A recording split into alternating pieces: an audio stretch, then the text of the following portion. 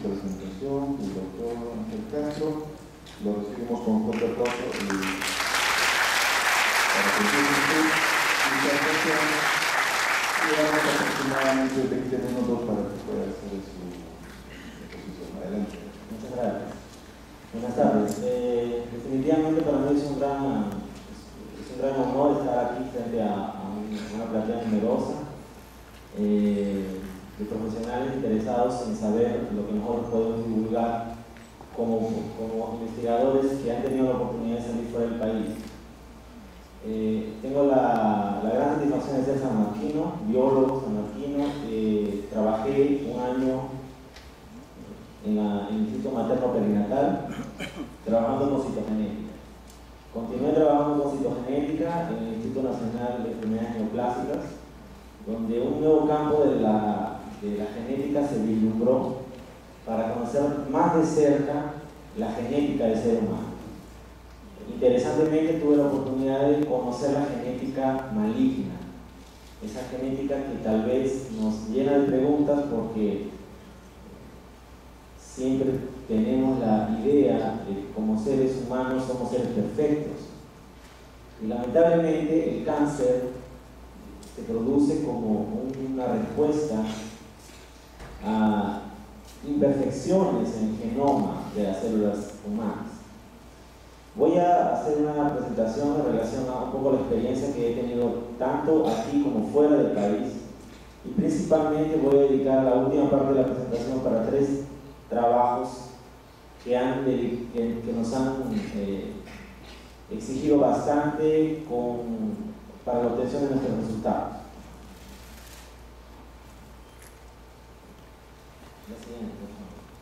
Bien, definitivamente ustedes tal vez han escuchado hablar mucho de esta molécula.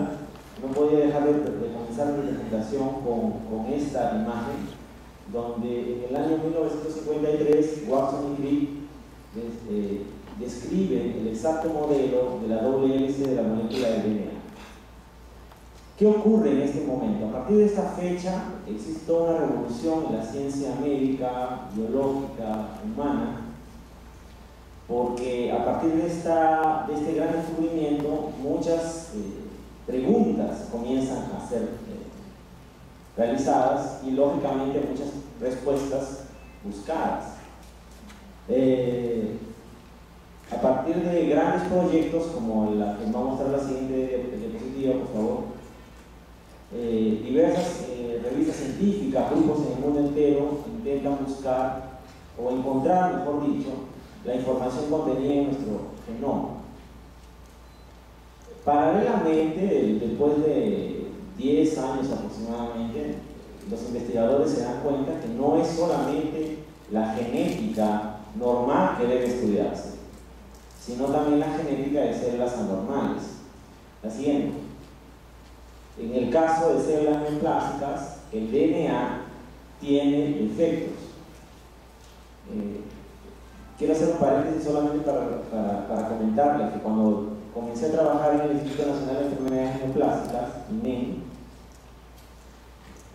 casi como por arte de magia, comencé a tener informaciones de que cada vez más personas alrededor de mi entorno sufrían de cáncer. O sea, amigos, familiares, conocidos, siempre yo comencé a percibir que más personas alrededor mío sufrían de esta enfermedad. Y tal vez muchos de ustedes también han escuchado mucho hablar de esta enfermedad o saben de parientes o amistades que han sufrido estas neoplasias. Definitivamente el cáncer es una enfermedad genética, entonces algunas alteraciones en el genoma tienen que estudiarse. Posteriormente, en los últimos años se sabe perfectamente que no es más una enfermedad únicamente causada en el DNA. Otros factores también están implicados para que la célula se vuelva anormal. Vamos a la siguiente diapositiva. Tenemos que entender que toda célula normal sigue un ciclo. Los biólogos y los diferentes estudiosos saben perfectamente que un ciclo celular tiene 2 grandes fases. Quiero que ustedes presten atención a la imagen, por favor. Tiene la fase M, donde nosotros tenemos a la célula en división, o sea, una célula normal se divide en 2, Y tenemos una gran fase I llamada fase de interfásica. Cada una de estas dos fases, la fase María M y la fase I, la naranja, se puede subdividir, ¿ok? Lo más importante es que, a diferencia de las células normales, las células neoplásticas tienen el potencial de dividirse indefinidamente, sin parar, ¿ok? Entonces, solamente para entendernos y hablar en el mismo lenguaje en esta exposición, quiero que sepan que existen mecanismos que empujan a la célula a dividirse constantemente, pero también hay algunos mecanismos que deberían evitar que la célula se reproduzca. Este equilibrio entre crecer y no crecer es totalmente alterado en una célula neoplástica. Vamos a la siguiente. ¿Qué es lo que ocurre en el cáncer? Normalmente, genes llamados de oncogenes empujan a la célula a seguir un ciclo celular normal o, mejor dicho, alterado con una alta tasa de proliferación. Y existe un grupo de genes llamados genes supresores de tumores que evitan que la célula normal se desarrolle. ¿Qué es lo que ocurre en una célula neoplástica?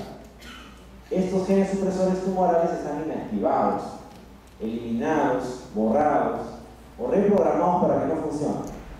Entonces, ¿qué es lo que tenemos? Una célula que no tiene control para frenar la proliferación y al mismo tiempo los genes que estimulan la proliferación están totalmente activados.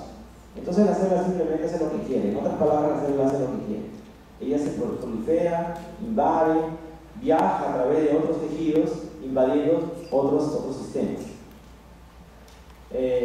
La segunda figura que ustedes tienen ahí efectivamente demuestra lo que ocurre en una célula neoplástica. Los genes supresores tumorales están inactivos y los genes que estimulan proliferación están totalmente activados. Por favor. Si ustedes colocan, ustedes saben que el Internet es de libre acceso actualmente para millones de personas en el mundo.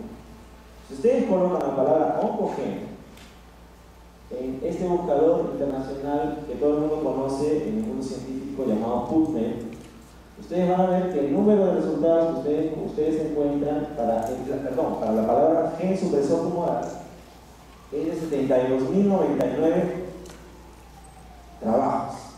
Eso significa que en la literatura científica ustedes encuentran 72.000 publicaciones científicas donde existe por lo menos una vez mencionada la palabra gen supresor. Pasamos a la siguiente. Si ustedes colocan la palabra oncogene, ustedes observen el número que tienen ahí, presten atención a la parte de resultados arriba, dice 186.285 trabajos. Entonces, definitivamente la cantidad de información en oncogenes y genes supresores tumorales para conocer un poco más el cáncer es totalmente abundante, es extremadamente grande. Vamos a la siguiente. Pero ¿cómo llegamos a descubrir estos genes supresores, estos oncogenes presentes en las células tumorales? Pues a partir de algo que yo aprendí en la universidad, que es el estudio de los cromosomas. Y por eso que yo quise presentarme más como citogenetista, porque esa es la formación que yo tengo. El citogenetista estudia desde su base a los cromosomas humanos. Antes de tener que conocer los cromosomas malignos, tuve que conocer los cromosomas normales. Tuve la suerte de hacer eso en secuencia.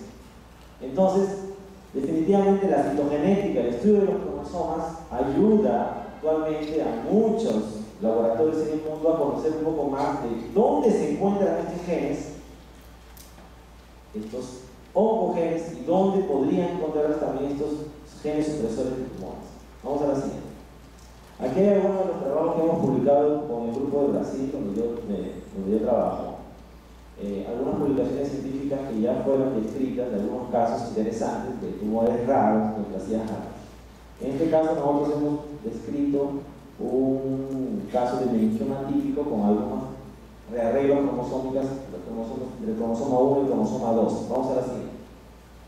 En ese trabajo nosotros encontramos cromosomas anormales como los que ustedes ven en la imagen. Entonces tenemos, normalmente ustedes saben que las personas, todas las células tienen que tener 46 cromosomas. Presten atención que hay algunos cromosomas que están mal formados, y cuando utilizamos algunas técnicas de citogenética molecular, encontramos complejos rearreglos cromosómicos. ¿Okay? Cada uno de estos colores significa parte de un cromosomo que se ha mezclado con otro. ¿Para qué esta información? Para saber exactamente dónde podemos encontrar algunas regiones cromosómicas, algunas regiones genéticas, donde podríamos encontrar algunos genes importantes para el cáncer. Pasamos a la siguiente. Ese es otro trabajo también donde encontramos algunas alteraciones interesantes en el sarcoma epiteloide. Vamos a la siguiente. En este caso, menos alteraciones fueron encontradas, ¿okay? Pero fue interesante porque encontramos algunas pérdidas en el cromosoma 3, 9 y 11, y una pequeña ganancia en el cromosoma 3 también. Vamos a la siguiente imagen. Este otro trabajo encuentra interesantes alteraciones en la región del cromosoma 3, en el brazo largo, en la subregión 27. Prácticamente cuando nosotros hablamos de regiones cromosómicas, estamos hablando de un mapeamiento que se le ha hecho a la constitución cromosómica humana. En este caso nosotros encontramos estas alteraciones en esta región cromosómica en un teratoma de ovario de una niña de 8 años de edad. El laboratorio donde yo trabajo se dedica básicamente a estudiar cáncer pediátrico. Entonces muchos de los casos que nosotros recibimos son de pacientes que tienen cáncer pediátrico, pacientes niños o adolescentes. Vamos a la siguiente. En este trabajo ustedes pueden ver perfectamente que existe una translocación entre el cromosoma 3, en esa región que yo les mencioné, y el cromosoma 20. Esta es una imagen característica que nos permitió encontrar por citogenética simple un rearreglo cromosómico. Vamos a la siguiente imagen. Aquí tenemos un caso de poliploidía. La poliploidía es cuando, por lo menos representa una situación genética en la cual encontramos varias constituciones cromosómicas, varios juegos de cromosomas dentro de la misma célula. Vamos a ver la siguiente imagen. Aquí, como ustedes se imaginarán, entonces, si hay mucho más cromosomas dentro de una misma célula, cuando nosotros hacemos estudios de citogenética molecular, encontramos que todos los cromosomas, o la gran mayoría de ellos, presentan ganancias. ¿Okay? Este es un caso también descrito y publicado por el grupo donde trabajo. Vamos a la siguiente imagen.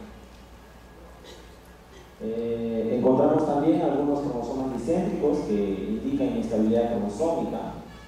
En este caso, un caso de papiloma del plexo choroide atípico, donde también encontramos algunos rearreglos cromosómicos. Pasen a la siguiente. Ustedes pueden ver que los cromosomas aquí tienen más alteraciones, y en algunos casos llegamos a encontrar un número cromosómico de 103, 107 cromosomas dentro de una misma célula. Es interesante porque cada vez que queremos investigar un poco más sobre alteraciones cromosómicas nos encontramos con que cada vez nuevas alteraciones aparecen. Pero al final de todo, ¿para qué buscar alteraciones cromosómicas? Definitivamente esto nos vislumbra, nos da un panorama más claro de qué genes podemos estudiar. Entonces, quiero mostrarles un poco de la experiencia que tuve cuando hice la maestría. Pasamos a la siguiente imagen, por favor. Yo trabajé durante la maestría con una técnica que es llamada hibridación genómica comparativa en un tipo de tumor muy común, frecuente en niños y adolescentes llamado osteosarcoma. El osteosarcoma, como ustedes pueden ver ahí, es un tumor óseo que afecta principalmente a adolescentes en la edad entre 16 y 18, 19 años. Y es el tumor óseo maligno más común de la infancia. Pasamos a la siguiente. Además de ser un tumor más común, es un tumor muy agresivo. Invade principalmente pulmones y otros órganos al momento de su metástasis. Y el tratamiento clásico que tiene el osteosarcoma es utilizando 3 drogas quimioterápicas básicas. Ustedes deben haber escuchado hablar de quimioterapia. La quimioterapia en sí, resumiendo el concepto de quimioterapia, es prácticamente colocar una bomba química dentro del organismo. ¿Para qué? Para que las células que están en reproducción mueran.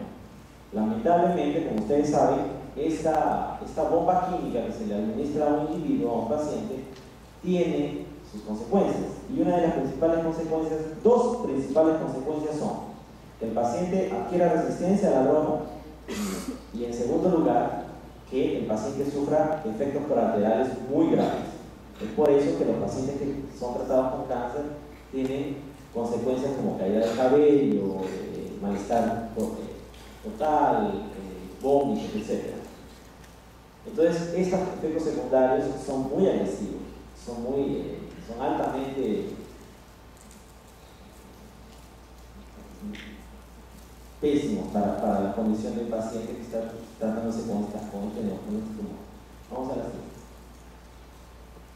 Como les dije, la resistencia es uno de los principales problemas en el tratamiento de este tumor, y nosotros con nuestra investigación de citogenética hicimos un barrido, hicimos un screening en todo el genoma de pacientes de tumores óseos, de estos osteosarcomas, para ver qué es lo que estaba ocurriendo en la genética de ese tumor. Vamos a la siguiente.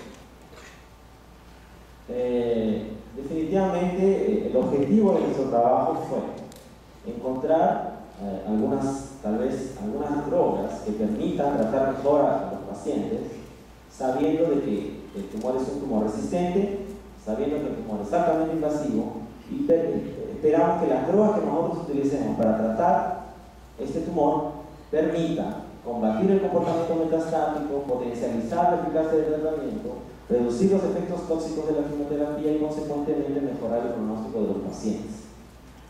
Vamos a la siguiente imagen. Esta, digamos que es una imagen resumida de nuestro resultado final del trabajo en osteosarcoma. Es, digamos que un screening de lo que nuestros pacientes con osteosarcoma mostraban. Mejor dicho, de lo que los tumores de esos pacientes mostraban a nivel genético. Y ustedes van a ver varias imágenes, varias líneas verdes y varias a la derecha y varias líneas rojas a la izquierda. Las líneas verdes son representaciones de ganancias cromosómicas, ganancias de material genético. Y las líneas rojas, pérdidas. Como ustedes recordarán, al comienzo de mi exposición yo hablé de dos tipos de genes. Los oncogenes, que estimulan la proliferación. Estos oncogenes se encontrarían más de qué lado, derecho o izquierdo. Pregunta de colegio. En realidad nosotros estamos encontrando que las secuencias genéticas que están como ganancia van a estar representadas por las secuencias en verde. En este caso, donde podemos encontrar oncogenes. Y las líneas rojas pueden representar regiones que se han perdido. Las regiones protectoras, las regiones que portan genes protectores son las regiones que portan genes supresores tumorales. Entonces, podemos imaginar que algunas regiones genéticas perdidas pueden portar genes de reparo o genes que pueden evitar el crecimiento del tumor. Vamos a la siguiente imagen. Sí, como ustedes pueden dar cuenta, dentro de ese gran screening, algunas regiones fueron más frecuentes para ganancias. Vamos a la siguiente. Y algunas regiones fueron más frecuentes para pérdidas. Vamos a la siguiente, por favor. Nos llamó mucho la atención que a nivel del cromosoma 4 nosotros encontramos una región que tenía una alta tasa de ganancia. Esta alta tasa de ganancia cromosómica fue presente en una región donde se encuentra un gen llamado NF-kappa-beta, el Nuclear Factor Kappa-beta Transcription, que representa un factor, este gen produce un factor de transcripción muy importante para diversas reacciones. Este gen fue muy conocido en el estudio de enfermedades inflamatorias, de reacciones alérgicas. Solo que los investigadores de cáncer se dieron cuenta que también estaba muy activo en células neoplásicas. Y en nuestro resultado fue muy interesante encontrar esta región cromosómica como una de las más comunes. Vamos a la siguiente. Entonces nosotros dijimos, si tenemos al NF-kappa-beta altamente presente, vamos a tratar de inactivarlo. Y entramos en contacto con un profesor de la Universidad de Keio, en Japón, llamado Kazuo Umezawa, el cual estaba desarrollando en su laboratorio de química diversas nuevas drogas que podrían servir como drogas altamente específicas para el tratamiento de algunas moléculas. En este caso, él había creado una molécula que inactivaba específicamente esa proteína, NF-kappa-beta. Esta molécula, este inhibidor, es llamado, llevó el nombre de DHMEQ, DMEQ, ¿ok? Es la abreviatura en realidad de dihidrotiliepoxinolicina. Es un nombre mucho más complejo debido a la configuración estequiométrica que tiene la molécula química. Lo más interesante es que esta droga ya había sido probada en algunos tumores. Como ustedes pueden ver, esta droga inactivaba el carcinoma de tiroides, el carcinoma de próstata, el carcinoma de mama, inclusive había sido utilizado en pacientes con artritis reumatoidea, una enfermedad autoinmune muy común. Y no había ningún trabajo con sarcoma. Decidimos inmediatamente entrar en contacto con el profesor, nos encaminó, nos envió a su laboratorio un poco de esta droga y comenzamos a hacer algunos estudios. Vamos a la siguiente. Nosotros para nuestro estudio determinamos, gracias a las informaciones que el profesor nos había mandado, de que esta droga inactivaba específicamente la translocación, o sea, el viaje que tiene que tener la molécula del NF-κB del citoplasma al núcleo. Como les recordaré, el NF-κB es una molécula que activa otros genes. Entonces, si nuestra droga inactiva al NF-κB, esos genes que podrían contribuir para la progresión del cáncer serían también activados. Vamos a la siguiente imagen. Te quedan 5 minutos. Muchas gracias. En este caso, nosotros estudiamos varios métodos para estudiar a nivel celular el efecto de esta droga. Estudiamos 2 linajes celulares de su sarcoma para ver diferentes efectos celulares con esta droga. Vamos a la siguiente imagen. Nosotros encontramos y demostramos que efectivamente la droga inhibía la acción de la molécula. Como ustedes pueden ver, estos son extractos nucleares y no encontramos ninguna molécula de NF-κB cuando utilizamos la droga como inhibidor. Vamos a la siguiente imagen. También determinamos que la proliferación celular era totalmente inhibida. Ustedes ven que las barras de proliferación disminuyen dependiendo de la concentración de la droga. Vamos a la siguiente. Y utilizamos también los 3 quimioterápicos utilizados en el tratamiento contra este tumor y determinamos los grados de resistencia o sensibilidad. Vimos efectivamente que el metrotexato, aquella droga que se utilizaba en el tratamiento, mostraba, el gráfico anterior, nuestras células mostraban un alto grado de resistencia. Vamos a la siguiente imagen. Nosotros planteamos un tratamiento de administración de nuestra droga, donde mezclamos, donde combinamos nuestro inhibidor con cada una de las drogas quimioterápicas, cisplatina, doxorubicina y metrotexato, y utilizamos, una más por favor, un tratamiento simultáneo y secuencial.